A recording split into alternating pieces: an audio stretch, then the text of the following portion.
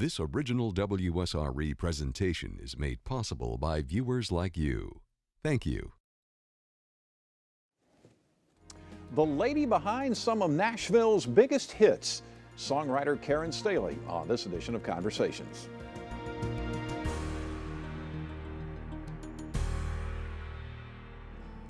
In 1984, Karen Staley took the country roads straight out of West Virginia and headed to Nashville. It wasn't long before Karen's singing and writing talents landed her among the likes of Reba McEntire and Faith Hill. She later toured with both, playing guitar and singing backup. Despite signing record deals of her own with two major labels, Warner Brothers and MCA, Karen's songwriting is what put her name on the marquee. Her songs have been recorded by modern-day hitmakers like LeAnn Rimes, Tracy Byrd, and Trick Pony, as well as Music City royalty like George Jones, Dolly Parton, and Conway Twitty. Chances are, on any given Saturday night at a wedding somewhere in America, the song Keeper of the Stars is being played or performed.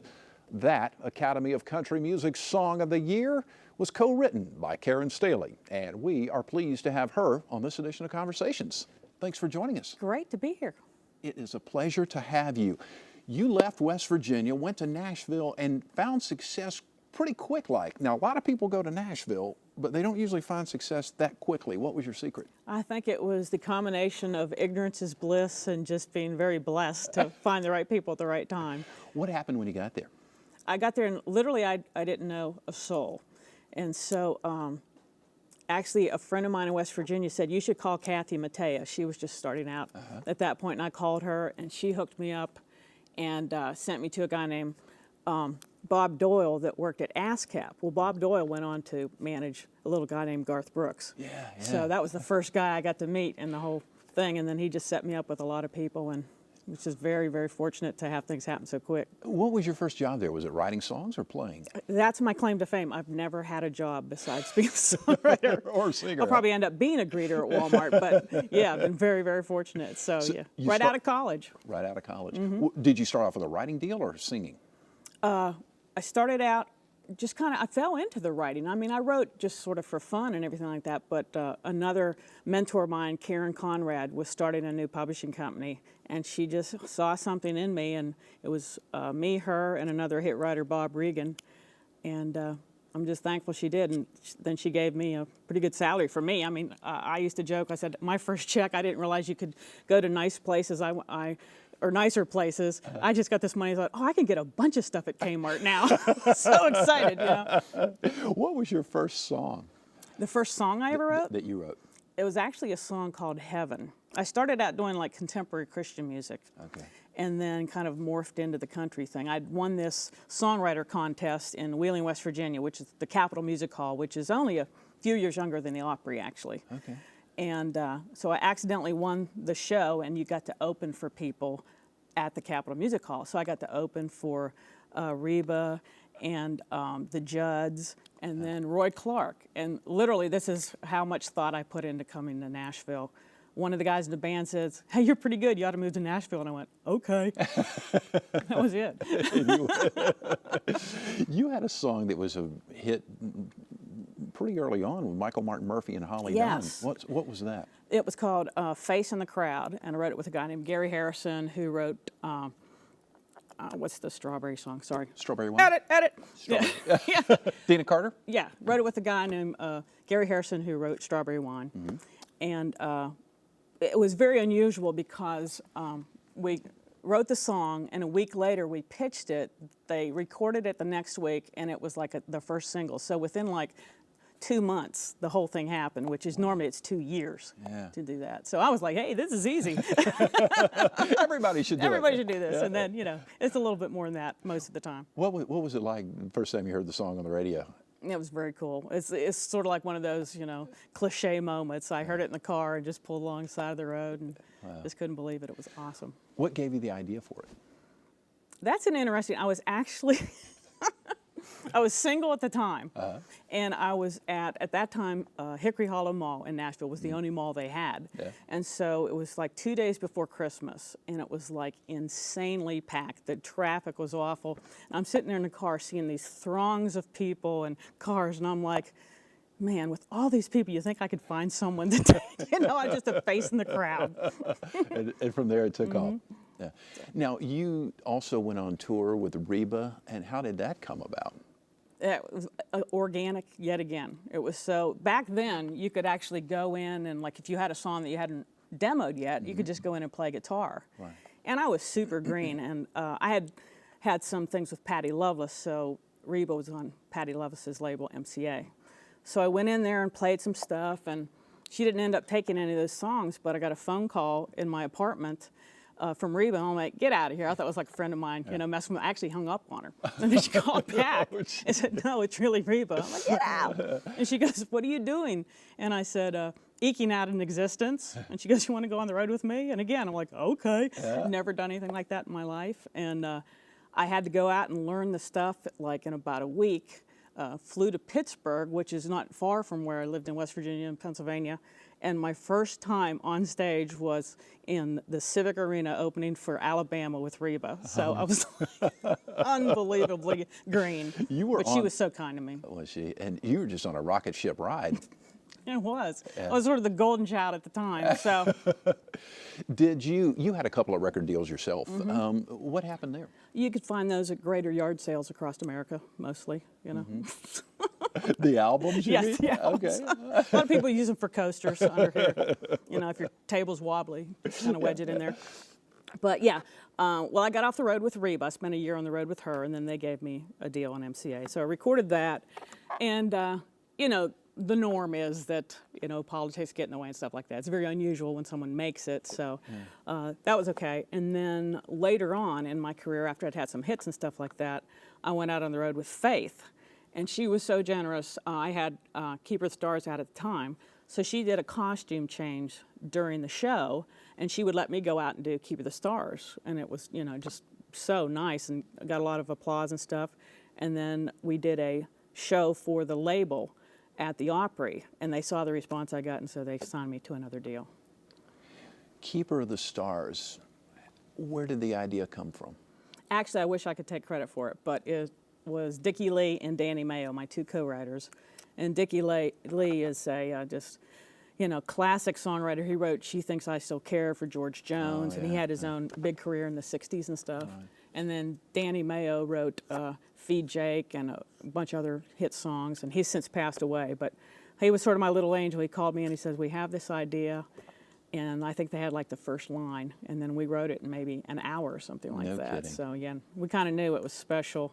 And a couple other people recorded it before Tracy Byrd, but they wanted to like leave out the reprise of the first verse again, and we all agreed that we were going to do that, and our publisher was like furious at us, but we're like, no, it needs to be this way, and so we're very thankful that it worked out that way. So. How many records did that sell?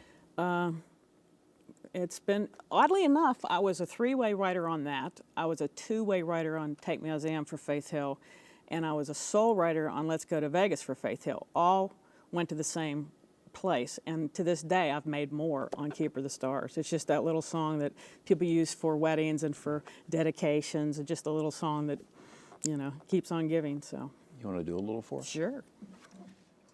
It goes something like this. All right. It was no accident, me finding you. Someone had a hand in it long before we ever knew. Now I just can't believe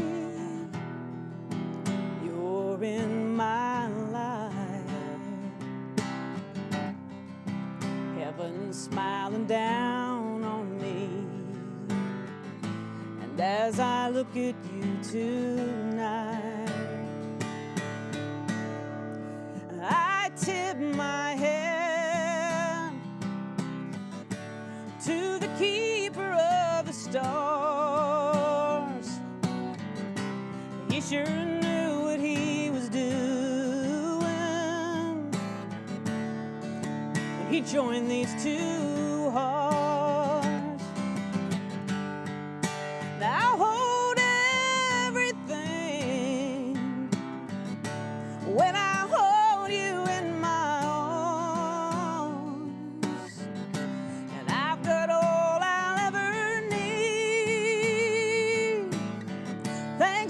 keeper of the stars.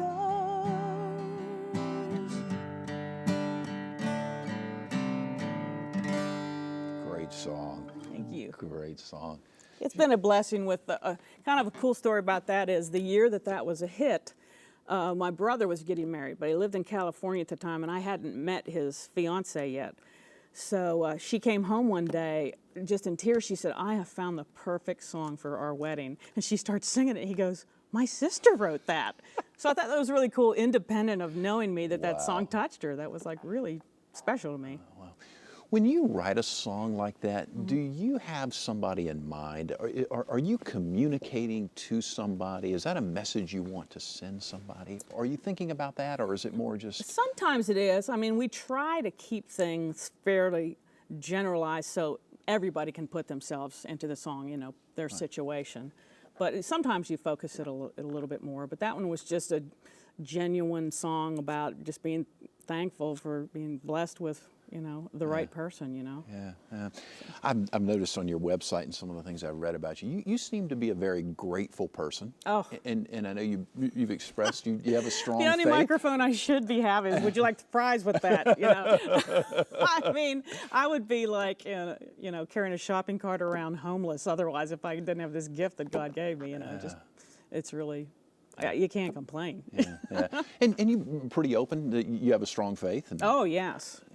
I mean, to me, that's the only way that you can really have a career that way, because if you gauge your self-esteem on, you know, being validated by success or stuff like that, I mean, this is a tough business. I mean, you literally are more likely to hit the lottery than to get a #1 song right now. So, I mean, if you are in it to get gratification quick, this is not the job for you. And, you know, and most of us write, like I think we were discussing back in the green room, as a staff songwriter, I routinely write 80 to 100 songs a year. And, you know, maybe 2 of those are ever heard outside of the building. So, you know, I used to say, I don't understand why God gives me these songs. I want to touch people with them. And the only thing that finally got me out of that, they said, well, did you ever think that maybe God is giving you those songs to touch you? Yeah. And I was like, Good point. Good deal. Yeah, good point. When you sit down to write a song, is it something that you plan? Do you say, okay, it's 9 o'clock in the morning, I'm going to go write songs? Or is it just, I'm sitting around and something hits me? How does it come about for you? I think it's a combination. It's sort of, I think that quality comes in quantity time spent on something, cultivating. So it seems like the more you're doing it and open to things, like then you'll hear things that are a song more. Or if you're busy or you haven't written for a while, you may walk by like a sign that has like the dance on it, and you just walk by and like, right. And then when you hear it, you're like, oh, I could have wrote that. It was so simple. So I really think the more that you flex that muscle creatively, it seems to flow a lot easier. But really, the great songs you have no control over, and they really seem to be the quickest ones you write. They flow just as easily, and what's good, what's special. When you write something, it's a hit. Pretty much. I mean, of course, all mine are hits. Yeah. They just haven't been discovered. They just haven't been discovered. Speaking of that, though, can you write a really good song and it maybe end up in the hands of an average artist, and can it be a hit? And conversely, can a so-so song be a hit because the artist is really good? Totally, and I think for the people that are really into the craft of songwriting, that's the most sometimes frustrating part, because my song, like Let's Go to Vegas, I wrote that in 45 minutes as a joke, and it made all this money. And then I have songs that I consider like Shakespeare with dust on them this thick. Like, what? You don't cut this, that you cut. I don't understand. But it's for a reason, I'm sure, so, How did Baby Let's Go to Vegas, how did it come about? I had this friend that was just constantly doing Elvis invitations, and we'd go to dinner, hey, baby, you want to go to Vegas? Let's get Lisa Marie. We'll get in the jet and go to Vegas. You want to? So I just was jacking around one day and came up with the song. And actually, my friend Jim Fotoglow is one of the writers on this, so I credit him. My version of it was sort of riffed off of this old song "Fishing in the Dark" that the Dirt Band had, and then Garth recut. Yeah. And so that's how I was kind of getting, and then Faith kind of morphed it into more of a poppier kind of sound, but so here I'll show you the Shakespeare that went into this in 45 minutes. Let's do it. Lying on the bank of the river, stars are dancing, Lord, it's hot. Holding you is what I live for. I just had a crazy thought. Hey, baby, let's go to Vegas. Kiss a single life goodbye. Hey, baby, let's go to Vegas. Bet on love and let it ride. We'll find a little wedding chapel, a pair of rings and a preacher too. Underneath the neon steeple, we'll take a gamble and say I do. Hey, baby, let's go to Vegas. Kiss a single life goodbye. Hey, baby, let's go to Vegas. Bet on love and let it ride. Viva Las Vegas, sparkling lights, dangerous living, tumbling dice. You're my ace in the hole now, honey. I'm your lady luck. Pack a few things and a little money and throw them in the truck. Hey, baby, let's go to Vegas. Kiss a single life goodbye. Hey, baby, let's go to Vegas. Bet on love and let it ride. Bet on love and let it ride. Bet on love and let it ride. Awesome. Faith Hill did the song. You said she changed it up a little bit. Typically speaking, when you work with artists like that, do you have in mind how you think the song should sound? And typically speaking, how much do artists change it? That depends. I mean, some artists are very generous with coming in. She was, and I was friends with Scott Hendricks, the producer at the time too, and I got to sing background on it and stuff like that. So, they took a little bit of direction. Of course, I don't want to bite the hand that feeds me. It's like whatever you want to do, that's great. Right. It's like because the reason that song stuck out was because it was a woman asking to go elope, stuff like that. Yeah. So that's what she really liked about it, I think, and it was just fun. Yeah. And FYI on that, I'm in the video of that back when I was skinny and hot and young, and I'm wearing like kind of Josie and the Pussycats, the little white miniskirt and boots up here. So we need to look for that. Yeah, on you need YouTube, to look for that. Right? Absolutely. Now here's something. A lot of songwriters are very creative and they're great songwriters, but they're not necessarily great singers. Mm-hmm. You are a great singer. Thank you. And you're very charismatic on stage. Have you thought about performing more yourself? I really, in the past couple years, just started performing more. Actually, I was very reluctant performer, and a lot of people are, like Alan Jackson, Patti LaBelle, very shy people, but really good singers and stuff. And I was never motivated by the applause or that kind of stuff. I just, wanted to get my songs out there. But really, I started out as a singer and really, thank God, morphed into the songwriting community more, and that's really what sustained me through so I never had to go from Nashville to Arizona with 6 guys in a van. Right. I had enough, being sustained by the writing to keep me there and just kind of pick out the shows and stuff that I wanted to do, which is a real blessing. Do you enjoy one more than the other?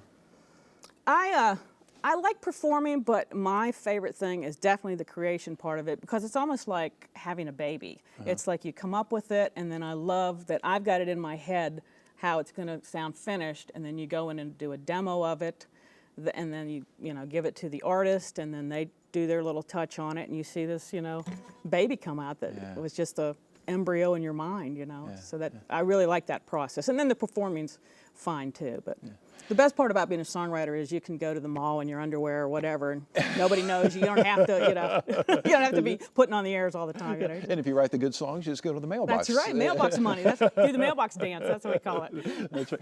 When you look at songwriters out there, present and past, who is it that you really look up to?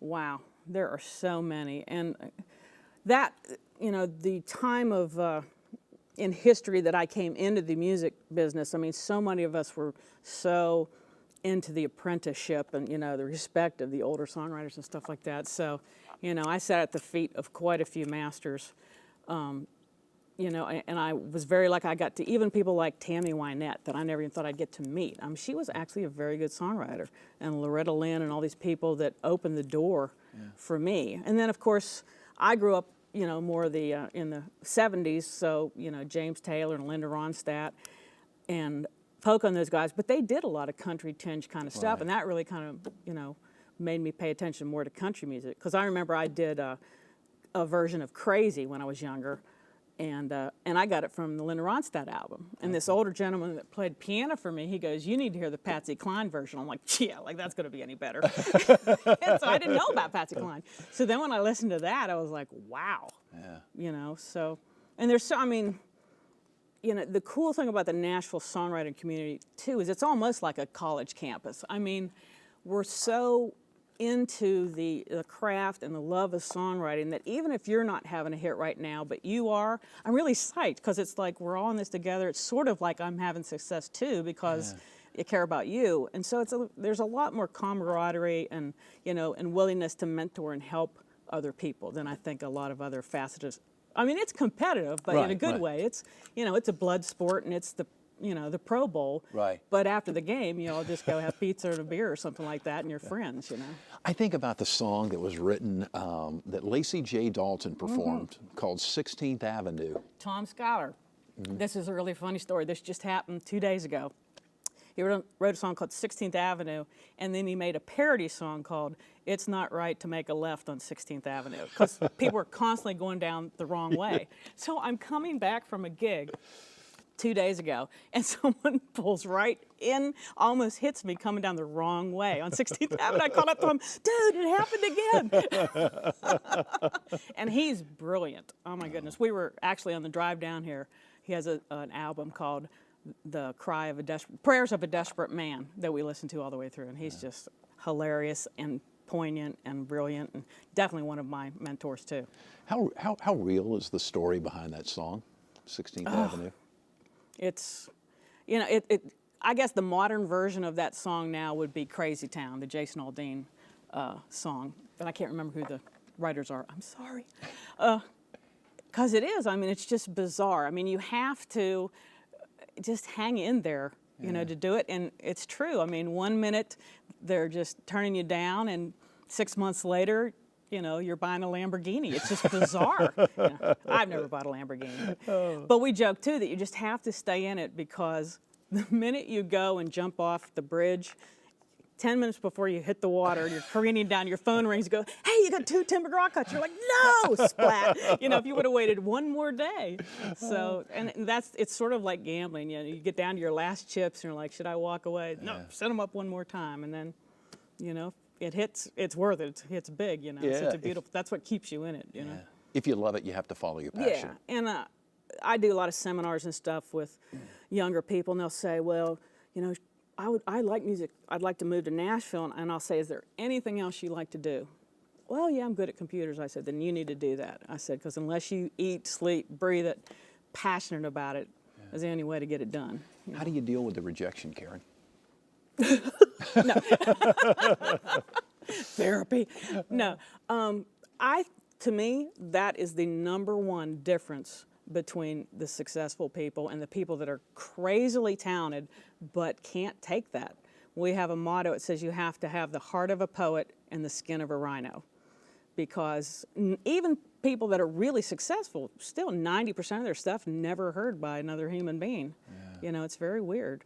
But and you have to obviously be self-aware enough to take people's suggestions, maybe, and if everyone's saying the same thing, you might want to listen. But in general, you know, you're your own cottage industry, so you have to go out there and just take the no's, take the no's, take the no's. I mean, they're just waiting to say no. You have to figure a way to make them say yes, like in any sales, you know, kind of thing. So, yeah, I mean, that's the thing. I can take a lot of abuse and go, whatever. What's it like? I know you're here in the area playing the Pensacola Beach Songwriters Festival. Second year in a row, loving it. when you get all these songwriters together, what's the atmosphere like? Oh, it's fun. It's like, you know, going on a cruise or something like that, except for on the beach.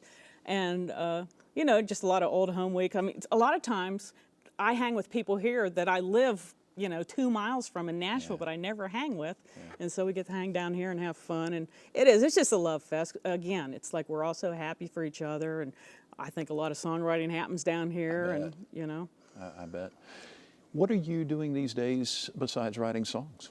I actually started a new service called Music Row Mentors because I spent so many years working with younger artists and developing them and stuff like that. And also, one of the reasons was I saw so many people just getting ripped off, you know, big time. And, you know, you come here with stars in your eyes and all that, and you don't want to knock that out of somebody, but, you know, you need to have a somewhat realistic expectation of how things are done, the protocol of how things are done, you know, because we're all green. We come here, we don't know how it's done, you know. And so just trying to, you know, pay it forward from the blessings I've had. And my motto, not really, is I don't know how to tell you what to do, but I can sure tell you what not to do. You're welcome. I did it all. Give me one or two things. If I'm a young person, I want to go to, or for that matter, a middle-aged person, I want to go to Nashville to try to make it. What should I not do? Just a couple of things. I think you should not go out and perform until you're ready, because first impressions are hard to wear off. And the first 2 years I was there, even with the success that I had, I got up every day and my job was to meet as many people as I could. And, you know, it's not even who you know, it's the network dynamics of how you know that person. And it's all built on relationships and stuff like that, especially now, because of all the downloading and, you know, there aren't that many record sales. The whole paradigm has completely shifted. So now you almost have to write with the artist anymore. And so just getting in with that next young kid coming up. And you never know. I mean, you cannot judge a person because the very person you blow off is the one that's going to be Taylor Swift, you know. So you just have to, you know, treat everybody like they're the one. As we close the show, Karen Staley playing her big hit, Take Me As I Am. I don't need a bed of roses, 'cause roses wither away. All I really need is honesty, someone with a strong heart, a gentle hand, will take me as I am. Oh, someone with a strong heart.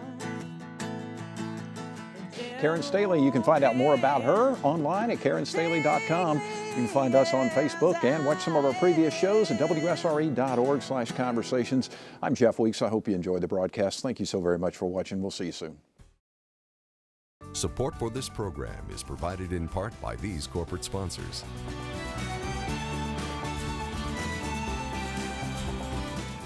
And by viewers like you.